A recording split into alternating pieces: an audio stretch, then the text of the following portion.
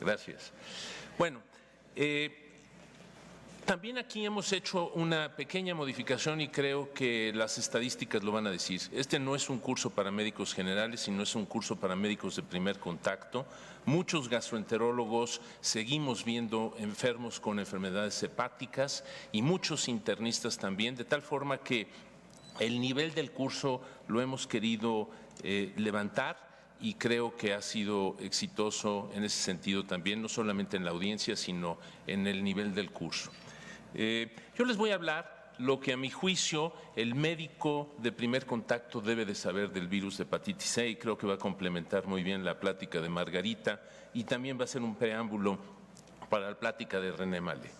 El virus de hepatitis C es un virus de genoma RNA, de cadena helicoidal y parcialmente abierto, que produce una sola poliproteína y que las enzimas virales y del huésped lo hacen proteínas estructurales y no estructurales. Fundamentalmente las no estructurales son las mismas enzimas que ayudan al virus a replicarse en nuestro organismo. Y todas estas etapas han sido extraordinariamente aprovechadas para ver dónde podemos detener la replicación del virus, y hay medicamentos que disminuyen la entrada del virus al hepatocito y fundamentalmente hay grupos de medicamentos que disminuyen las enzimas que producen su replicación y estas enzimas son fundamentalmente las que se ha logrado darle la utilidad clínica que necesitábamos, de tal forma que posiblemente no veamos otros objetivos que estuvieron en un principio en la mira de los investigadores básicos de evitar el ensamblaje o la exportación del virus, que también los hay. Complementando lo que comentaba Margarita, esto es algo muy importante. La gran mayoría de los pacientes que tienen hepatitis C son absolutamente asintomáticos y no saben que están infectados. En el mundo desarrollado se ha dicho que los baby boomers, o sea, los que nacimos entre el 55, entre el 45 y el 70, somos gente por sí de alto riesgo y como todos los demás que han sido mencionados en la plática.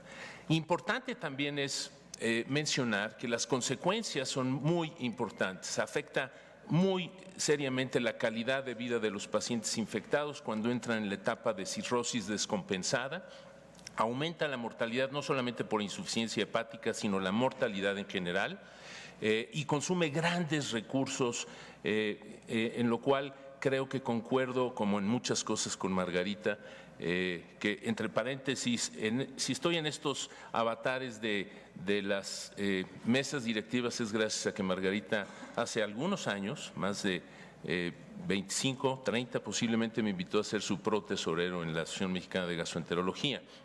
Pero algo que es importante considerar es que esta enorme cantidad de consumo de recursos que implican los pacientes con cirrosis descompensada pudiera contrabalancear el costo de los medicamentos que tenemos para curarlas. De tal forma que ese es el contexto que como médico tenemos que utilizar como herramienta para convencer a los que toman decisiones de la importancia del empleo de estos nuevos y maravillosos medicamentos. ¿Cuáles son los criterios de éxito hoy en el tratamiento de la hepatitis C?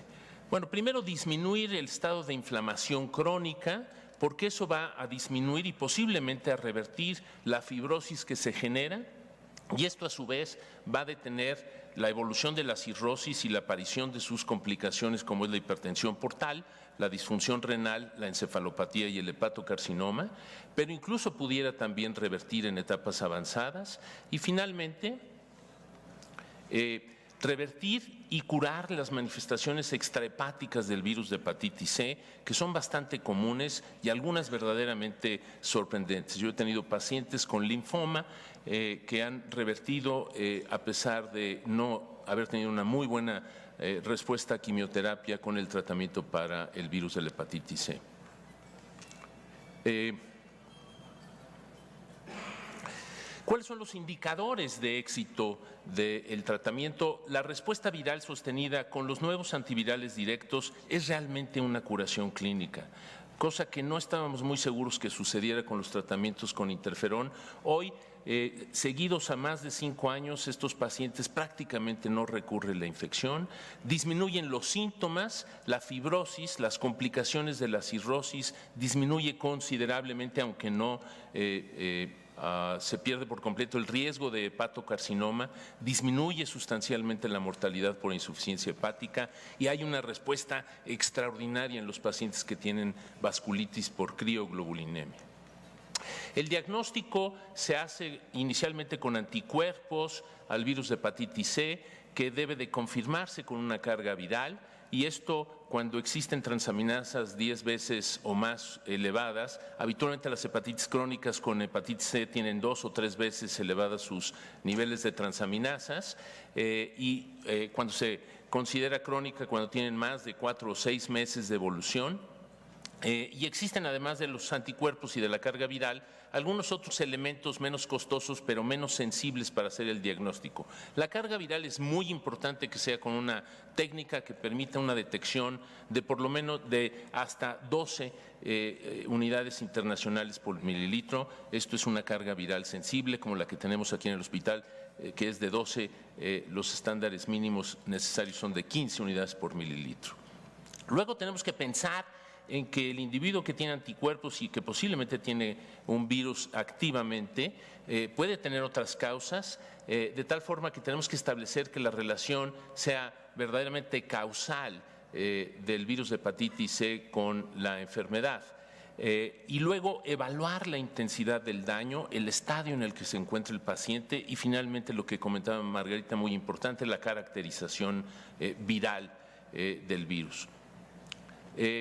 Siempre tenemos que entonces descartar otras hepatopatías coincidentes, como son hepatopatías con virus de hepatitis C, que sabemos ahora que también puede ser crónica en pacientes inmunosuprimidos, hepatitis autoinmune, pacientes con hemocromatosis, que pueden coincidir. Y desde luego la comorbilidad de los pacientes con enfermedad hepática por alcohol o esteatosis hepática no alcohólica. Y luego, muy importante, evaluar la intensidad del daño. Investigar siempre y descartar la presencia de cirrosis hepática, primero por la exploración física, pero también con algunos parámetros del laboratorio, como puede ser la presencia de hiperglobulinemia, trombocitopenia, etcétera, algunas cosas que todos conocemos como manifestación de insuficiencia hepática e hipertensión portal.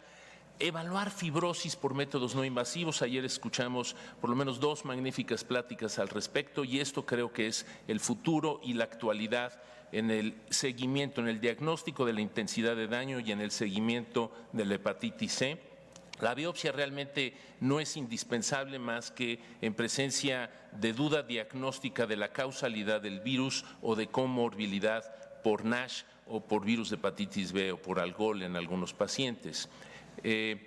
Siempre debe de hacerse una evaluación cardíaca y renal y muy importante hacer una anamnesis extensa de todos los medicamentos, porque una de las pocas cosas que tenemos que tener cuidado son de las interacciones medicamentosas de los nuevos antivirales. Y finalmente la caracterización del virus para la selección del antiviral directo y el tiempo de administración. La evaluación no invasiva de la fibrosis es tan importante porque la fibrosis es como el núcleo de decisión de cómo va el paciente, ¿no? Esto nos permite hacer un pronóstico y manejo del estadio y de la evolución del paciente, como también un seguimiento al tratamiento a largo plazo de la fibrosis. También estos métodos son muy útiles para diagnosticar hipertensión portal, no solamente por las pruebas directas en el hígado de estas fundamentalmente de la elastografía, sino también de elastografía en el vaso mismo. Y la elastografía por ultrasonido tenemos varias modalidades.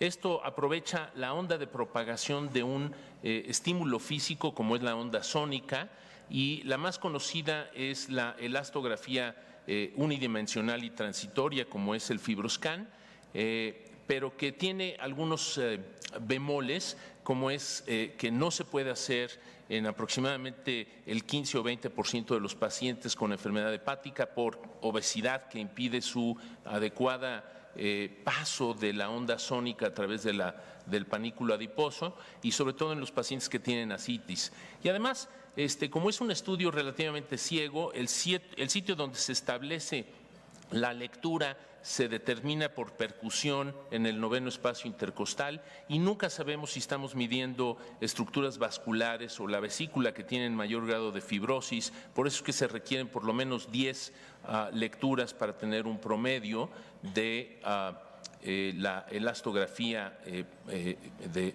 FibroScan.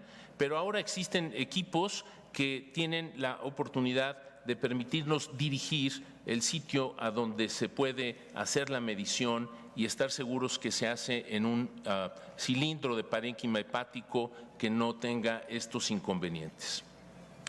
Como ayer comentábamos, o más bien comentaba Aldo y Rosalba, la elastografía ha sido la más estudiada y queda muy claro que es muy útil para detectar o para cuantificar los pacientes que tienen poca fibrosis o que tienen fibrosis avanzada.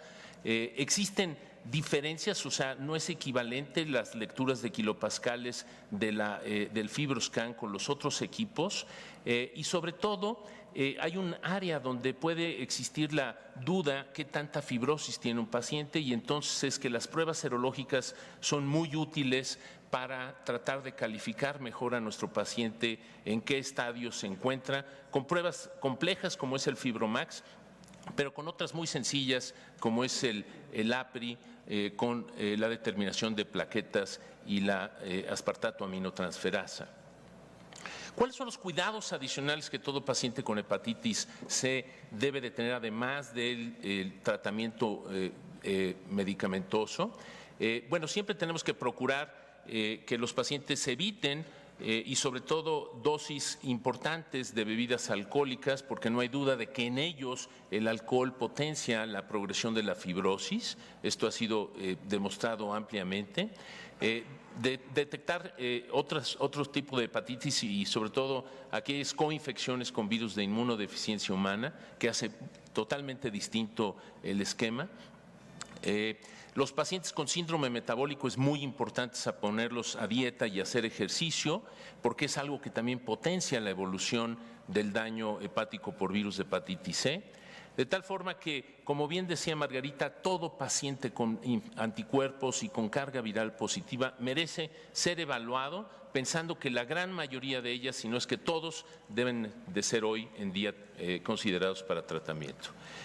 Muy importante es establecer quiénes de ellos tienen hipertensión portal o insuficiencia hepática, porque eso va a modificar los esquemas de tratamiento. Y si nosotros nos recordamos lo difícil que era conseguir pacientes para tener respuestas virales sostenidas con el tratamiento con interferón ribavirina, pacientes que no fueran mayores de 60 años, caucásicos, que tuvieran una carga viral baja, que no fueran gordos, genotipos fundamentalmente no 1.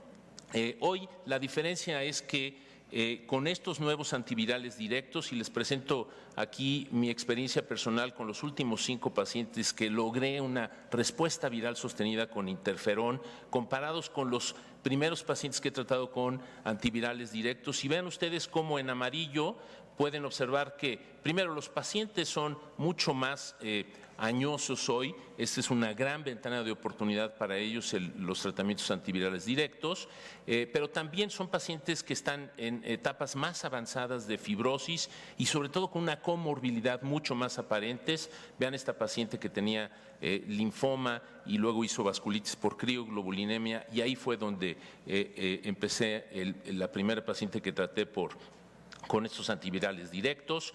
Esta otra paciente que traté con interferón durante 9 meses, recaía, finalmente me di cuenta que tenía una hepatitis autoinmune que se hizo aparente con el mismo interferón, todas ellas o muchas de ellas con varices esofágicas, de tal forma que la gran diferencia es que muchos de los pacientes que hoy tratamos antes no podíamos ni siquiera pensar en que eran susceptibles de tratamiento.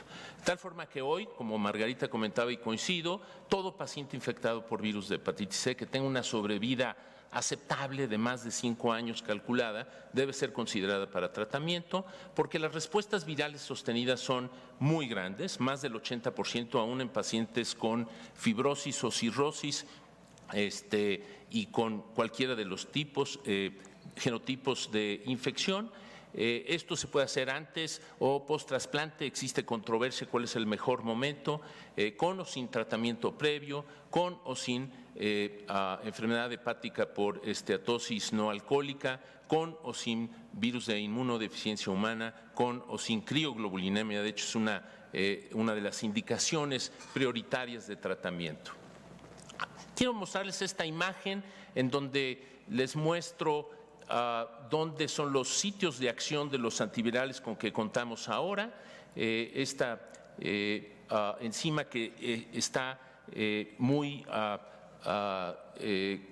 es muy importante en la replicación y en el ensamblaje del virus, pero también los inhibidores de proteasa, que son probablemente de los primeros que surgieron, y junto con los inhibidores de polimerasa con nucleósidos o no nucleósidos como sustratos, digamos, inadecuados para la síntesis del virus, siempre hay que darlos en forma combinada, porque son medicamentos potentes, pero con un gran riesgo de resistencia. Algunos de ellos más que otros, como la primera generación de antivirales directos, tenían una más fácil selección de cepas resistentes, de tal forma que los esquemas siempre son múltiples precisamente para evitar la selección de cepas resistentes. Algunas cosas importantes a considerar son las interacciones por medicamentos. Por ejemplo, los inhibidores de proteasa nunca deben de ser considerados en pacientes con cirrosis, particularmente con insuficiencia hepática o con cirrosis descompensada, porque se metabolizan en el hígado y su vida media puede ser prolongada. La cardiotoxicidad con algunos antiarrítmicos de sofosbuvir, particularmente con amiodarona, es algo muy importante, porque además hay que esperar por lo menos 2 o 3 meses para que se aclare este riesgo de hacer bradicardias serias. No emplear pacientes con insuficiencia renal crónica terminal, el sofosbuvir, y hay una serie de interacciones de inducción de proteínas transportadoras de medicamentos de citocromo P450 que aumentan y disminuyen los niveles no solo de los antivirales directos, sino de los mismos medicamentos, algunos de los cuales pueden resultar peligrosos, como incrementar los niveles de digoxina, de carvedilol, etcétera, etcétera. Los inhibidores de bomba de protones disminuyen la absorción de sofosbuvir, ledipasvir y belpatasvir, por lo cual conviene administrarse en forma simultánea, de tal forma que no tengamos el efecto de disminución de la secreción de ácido, que es importante para su absorción, y algunos medicamentos que podemos suspender, que no es indispensable que se mantengan durante el tratamiento de 3 o 6 meses, que son la mayoría de los esquemas. De tal forma que estas interacciones medicamentosas siempre tenemos que tenerlas en mente, y existen plataformas que nos permiten revisar cuáles son la interacción de los medicamentos con nuestros pacientes. De tal forma que a pesar de que existen grupos de prioridad de tratamiento, como son los pacientes con fibrosis avanzada o con cirrosis no descompensado, los pacientes con crioglobulinemia, hoy prácticamente todos los pacientes deben de ser considerados para tratamiento con antivirales directos. Y como mensaje, quisiera recordar que el virus de hepatitis C, que es un flavovirus doblemente helicoidal, que tiene multitud de cuasiespecies, y que esto es lo que lo hace resistente cuando se emplea un solo medicamento, o lo que lo hizo resistente a muchos medicamentos, requiere de combinaciones de antivirales directos. La enfermedad por virus de hepatitis C sin duda es una enfermedad que conlleva una mortalidad considerable. Si bien un 20% o tal vez menos tienen una curación espontánea, la mayoría de los enfermos entran a una etapa de hepatitis crónica. La comorbilidad hepática con otras enfermedades que afectan el hígado es común y habitualmente son sinergistas. Hoy el 90% de los pacientes con hepatitis crónica por virus C deben de tratarse, y más del 90% de ellos se pueden curar.